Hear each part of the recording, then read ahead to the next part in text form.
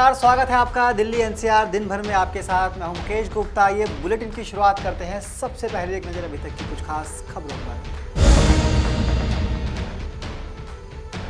देश के लिए टोक्यो ओलंपिक से बड़ी खबर। वेटलिफ्टिंग में भारत की मीराबाई चानू ने सिल्वर जीता, रचा इतिहास, भारत को दिलाया पहला मेडल।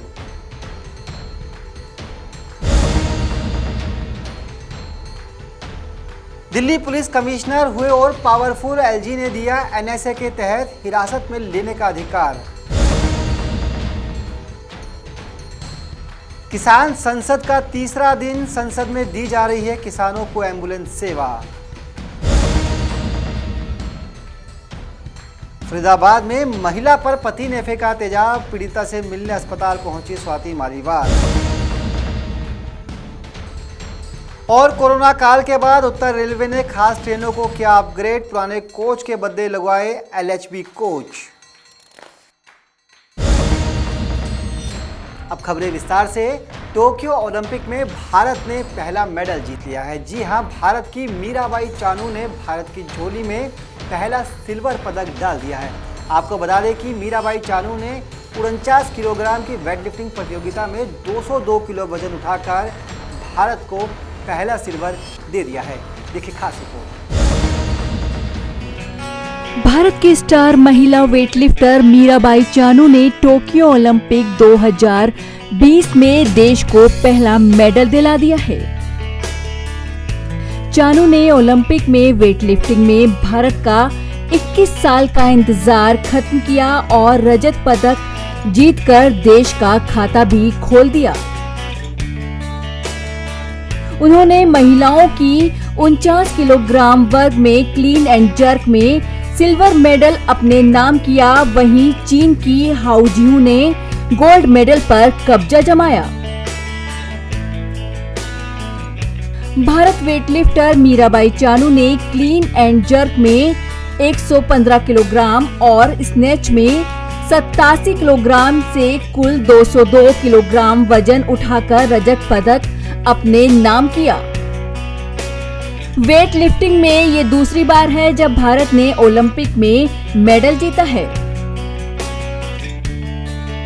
इससे पहले साल 2000 के सिडनी ओलंपिक में कर्णम मल्लेश्वरी ने कांस्य पदक जीता था।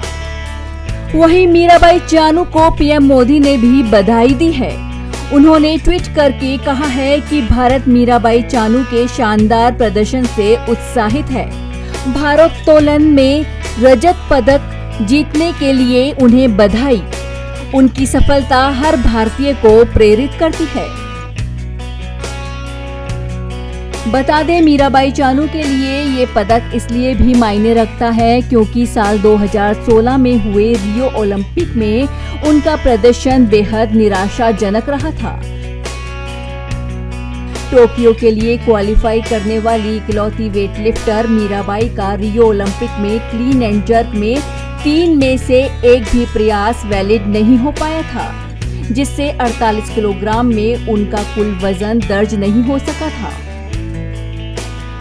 5 साल पहले के इस निराशाजनक प्रदर्शन के बाद उन्होंने वापसी की और साल 2017 वर्ल्ड चैंपियनशिप में और फिर 1 साल बाद कॉमनवेल्थ गेम में गोल्ड मेडल जीतकर अपने आलोचकों को चुप कर दिया। Bureau report Navodaya. Delhi police commissioner अब और पावरफुल हो गए हैं। दिल्ली के एलजी ने एक नोटिफिकेशन जारी करते हुए दिल्ली पुलिस को एनएसए के तहत गिरफ्तारी का अधिकार दे दिया है। क्या है एनएसए और अब दिल्ली पुलिस कैसे, किस आधार पर किसी भी शख्स को गिरफ्तार कर सकती है? देखिए खास रिपोर्ट। दिल्ली पुलिस कमिश्नर अब और भी पावरफुल हो गए हैं। उपराज्यपाल ने दिल्ली पुलिस कमिश्नर की शक्तियों में इजाफा करते हुए एक अहम नोटिफिकेशन जारी किया है। दिल्ली के उपराज्यपाल अनिल बैजल ने पुलिस कमिश्नर को 18 अक्टूबर तक राष्ट्रीय सुरक्षा कानून के तहत किसी को भी हिरासत में लेने का अधिकार दिया है। दिल्ली के उपराज्यपाल अनिल बैजल ने एक नोटिफिकेशन जारी किया है। उन्होंने दिल्ली पुलिस कमिश्नर को 18 अक्टूबर तक राष्ट्रीय सुरक्षा कानून के तहत किसी को भी हिरासत में लेने का ये अधिकार इस नोटिफिकेशन के जरिए दिया है। नोटिफिकेशन में कहा गया है कि राष्ट्रीय सुरक्षा कानून 1980 की धारा 2 के तहत प्राप्त शक्तियों का प्रयोग करते हुए दिल्ली के उपराज्यपाल ने निर्देश दिया है कि 19 जुलाई से 18 अक्टूबर के दौरान दिल्ली पुलिस कमिश्नर हिरासत में लेने की शक्तियों का भी इस्तेमाल कर सकते हैं। इससे पहले दिल्ली पुलिस कमिश्नर बालाजी श्रीवास्तव ने इस महीने की शुरुआत में पैराग्लाइडर्स और हॉट एयर बैलून जैसी चीजों को उड़ाने पर प्रतिबंध लगाने के आदेश जारी किए थे। अधिकारियों ने कहा है कि ये आदेश राष्ट्रीय राजधानी में 16 जुलाई से 16 अगस्त तक 32 दिनों की अवधि के लिए सुरक्षा कारणों से लागू रहेगा। पुलिस सूत्रों ने बताया है कि एनएसए के तहत अधिकारी किसी व्यक्ति को महीनों तक एहतियातन हिरासत में रख सकते हैं अगर उन्हें लगता है कि वह व्यक्ति देश की सुरक्षा तथा कानून व्यवस्था के लिए खतरा है। यह आदेश स्वतंत्रता दिवस से पहले ऐसे समय में आया है जब केंद्र के 3 नए कृषि कानूनों के खिलाफ किसान सेंट्रल दिल्ली में जंतर मंतर पर किसान संसद का आयोजन कर रहे हैं। दिल्ली पुलिस ने कहा है कि यह नियमित आदेश है और सामान्य तौर पर इसे जारी किया जाता है। हालांकि किसान आंदोलन और 15 अगस्त पर सुरक्षा के मद्देनजर दिल्ली पुलिस अब पूरी तरह से मुस्तैद है। नवोदय टाइम्स के लिए संगीता सिंह की रिपोर्ट, दिल्ली।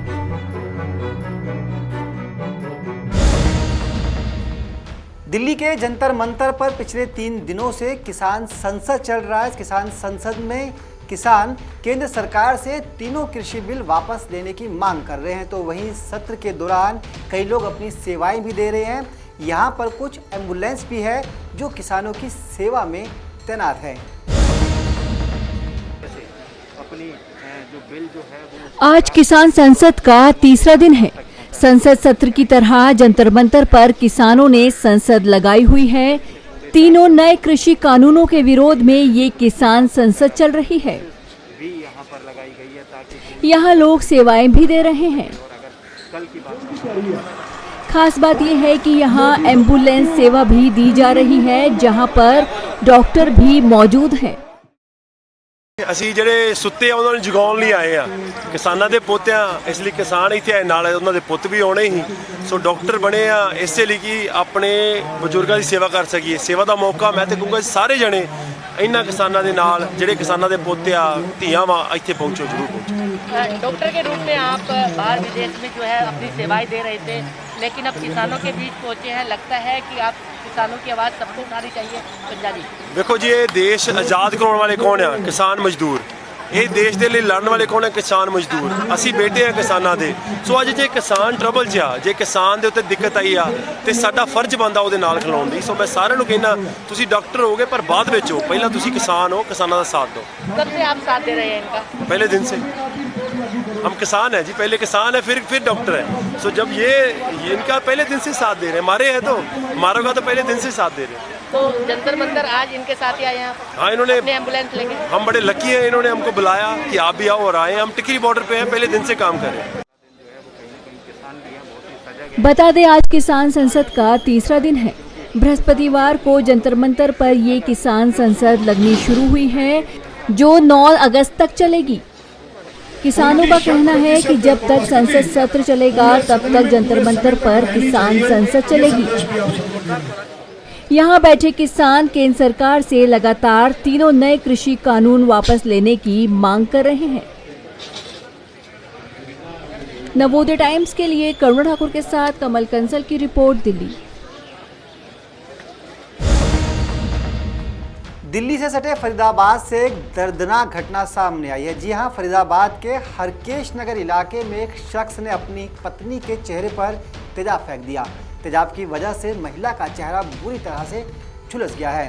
इस महिला का इलाज दिल्ली के सफदरजंग हॉस्पिटल में चल रहा है और महिला से मिलने के लिए खुद दिल्ली महिला आयोग की अध्यक्षा स्वाति मालीवाल भी पहुंची है। देश में एसिड अटैक की घटनाएं थमने का नाम नहीं ले रही हैं। ताजा मामला हरियाणा में नजर आया। यहाँ फरीदाबाद के हरकेश नगर में एक महिला पर उसी के पति ने बेरहमी दिखाते हुए तेजाब फेंक दिया। इस हमले में महिला का चेहरा बुरी तरह से झुलस गया है।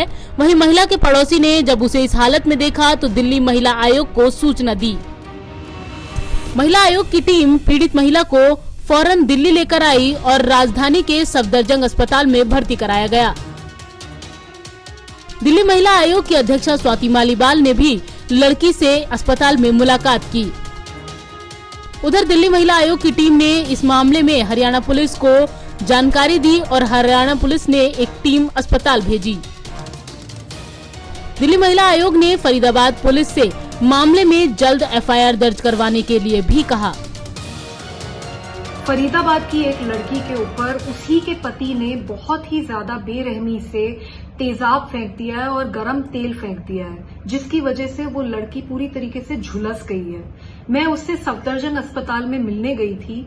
उस लड़की की हालत बहुत खराब है, चेहरा पूरी तरीके से झुलस गया है। अभी ये तक नहीं पता कि उसकी आंखें बच पाएंगी या नहीं, या वो भी बच पाएगी या नहीं। बहुत ही ज्यादा दर्दनाक ये घटना है। मैं उसके बेटे से मिली और उसके बेटे ने मुझे ये बताया कि उसके फादर कई बार उसकी मदर को इसी तरीके से बहुत बुरी तरीके से मार चुके हैं। वो पहले भी बहुत बार सफदरजंग अस्पताल में एडमिट हो चुकी है, पर इस बार तो जिस कंडीशन में उसको लाया गया है बहुत ही ज्यादा बुरा हुआ है। फरीदाबाद पुलिस से मेरी अपील है, काफी समय हो गया है, अभी तक एफआईआर दर्ज नहीं हुई है। मैं चाहती हूं कि वो तुरंत एफआईआर दर्ज करें और उस आदमी को तुरंत अरेस्ट करें। लोगों के अंदर आजकल बिल्कुल डर ही नहीं है कानून का। ये डर बनाना बहुत जरूरी है। सिस्टम को बहुत ज्यादा कड़े होने की जरूरत है। अस्पताल के डॉक्टरों ने बताया है कि लड़की का चेहरा 35% तक झुलस गया है और वो अभी भी बातचीत करने की हालत में नहीं है। वहीं महिला के बेटे ने बताया है कि पहले भी उसके पिता ने उसकी मां को बुरी तरह से पीटा था, जिसके बाद उसे अस्पताल में भर्ती कराना पड़ा था।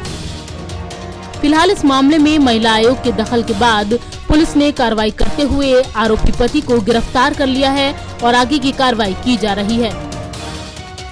दिल्ली से विजय कुमार के साथ संगीता सिंह की रिपोर्ट, नवोदय टाइम्स।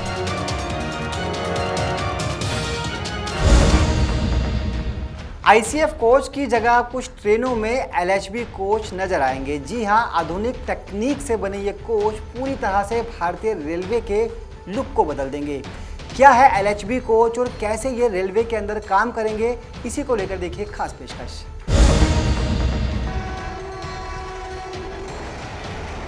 कोरोना काल में आर्थिक मार झेल रहा भारतीय रेलवे भी धीरे धीरे पटरी पर आता नजर आ रहा है।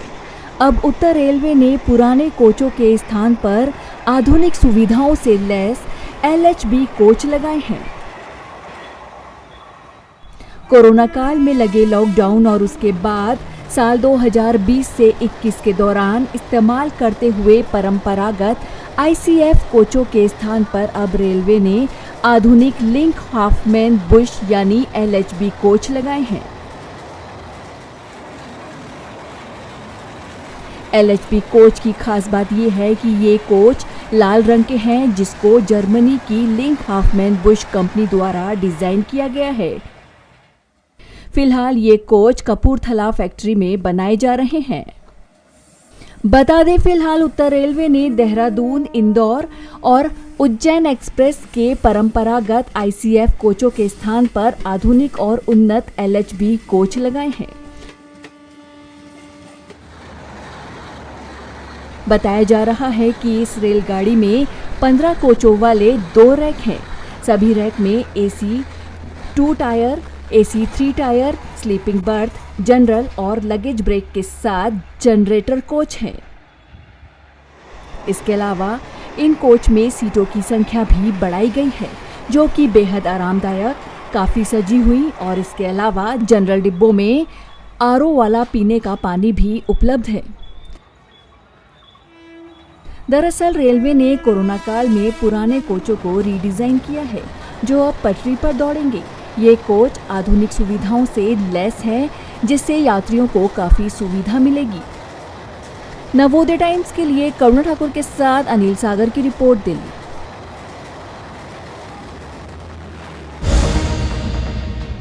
तो दिल्ली एनसीआर दिन भर के इस बुलेटिन में इतना ही। फिलहाल मुझे दीजिए इजाजत, नमस्कार।